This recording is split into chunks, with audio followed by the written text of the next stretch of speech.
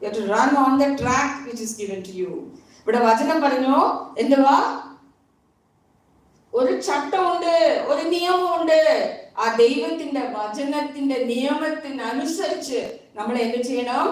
ഓടണം. നമ്മൾ അഴിഞ്ഞു പോകുന്ന, നഷ്ടപ്പെടുന്ന ഒരു കിരീടത്തിക്കാക ഓടുന്നല്ല, നിത്യ കാലമായിട്ട് ശ്രമമായിരിക്കുന്ന ഒരു കിരീടത്തിക്കായി നമ്മൾ എന്ത് ചെയ്യുന്നു? ഓടുന്നു. ഒരു മനുഷ്യൻ, ഒരു ചെറിയ ഉദാഹരണം പറഞ്ഞിട്ട് നിർത്തട്ടെ. ഒരു മനുഷ്യനുണ്ടായിരുന്നു ഒളിമ്പിക്സില്, വലിയ ഒരു മനുഷ്യനാണ്. പുള്ളി ഓടി, ഓക്കെ, നല്ല ഓട്ടം ഓടി. ഇടയ്ക്ക് അവനൊക്കെ എന്ത് ചെയ്തു? ഒളിമ്പിക്സിലല്ല, അവനൊരു ഗുസ്തി മനുഷ്യനാണ്, ഗുസ്തി റെസ്ലർ. അപ്പോ റെസ്ലിംഗ് മാച്ച് നിങ്ങൾക്ക് അറിയാം അല്ലേ?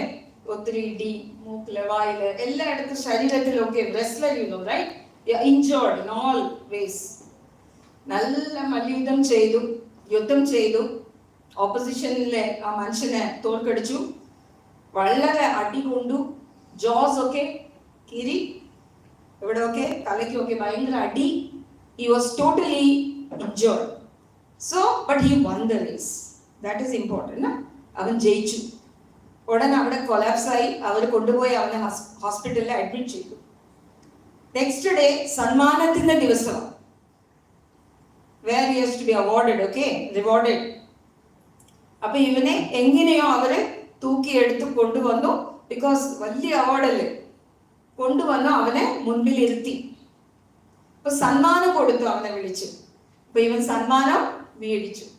അപ്പോഴത്തേക്ക് ഫ്രണ്ട് റോയിൽ ഇരുന്ന അവന്റെ വൈഫ് ഓടി വന്നു. മൈ ഡിയർ ഹണി, നീ കെട്ടിപ്പിടിച്ച് ഒരു ഉമ്മ കൊടുത്തു. ഉടനെ ഇവൻ എന്ത് ചെയ്തു? തന്റെ സമ്മാനം 20 pounds ഒക്കെ അവളുടെ കയ്യിൽ കൊടുത്തു. സോ നിങ്ങൾ തന്നെ ആലോചിക്കുക, ഇത്ര കഷ്ടപ്പാട് പെട്ട ഒരു മനുഷ്യൻ, അടി കൊണ്ട മനുഷ്യൻ, ഇത്ര പ്രയാസപ്പെട്ട ഒരു മനുഷ്യൻ, സമ്മാനം ആരൊക്കെ കിട്ടിയത്? നിങ്ങൾക്ക് അറിയാം അല്ലേ? അവിടെ കൊണ്ടുപോയി ഹണി താങ്ക് യു എന്ന് പറഞ്ഞ അവള് ഇറങ്ങി പോയി. ഇതുപോലെ ദൈവത്തിന്റെ മക്കളെ, ദൈവം യേശു ക്രിസ്തു ഒരു ദിവസം നമുക്ക് വേണ്ടി, നമുക്ക് സമ്മാനം കിട്ടാൻ വേണ്ടി, നമുക്ക് സ്വർഗരാജ്യം കിട്ടാൻ വേണ്ടി പിതാവിനിടത്തിൽ എല്ലാ ആ ഓട്ടക്കളത്തിൽ ഓടി, അടി കൊണ്ടു, നിന്ദ കൊണ്ടു, പ്രയാസം കൊണ്ടു, നമ്മളുടെ ശാപങ്ങൾ ഏറ്റെടുത്തു, നമ്മളുടെ ദുഃഖങ്ങൾ ഏറ്റെടുത്തു, നമ്മളുടെ പാപങ്ങൾ ഏറ്റെടുത്തു. തന്റെ സ്വന്തം രക്തം നമുക്ക് വേണ്ടി സിന്ധി അതുകൊണ്ട് പിതാവിൻ കയ്യിൽ കൊടുത്തു. ഹല്ലേലൂയ. ഇന്ന് ദൈവം യേശു ക്രിസ്തു സകലത്തിനും നമുക്ക് വേണ്ടി പെട്ടു. പക്ഷെ സമ്മാനം ആർക്കാ കിട്ടിയത്? നമുക്കാ കിട്ടിയത്. Hallelujah, hallelujah. ഇത്ര ഉപകാരം ചെയ്ത ദൈവത്തെ നമ്മൾ എങ്ങനെ ആരാധിക്കാതിരിക്കാം? എങ്ങനെ ദൈവത്തെ തേടാതിരിക്കാം? എങ്ങനെ നമ്മള് ദൈവഭാഗത്ത് വരാതെ വീട്ടിലിരിക്കാം?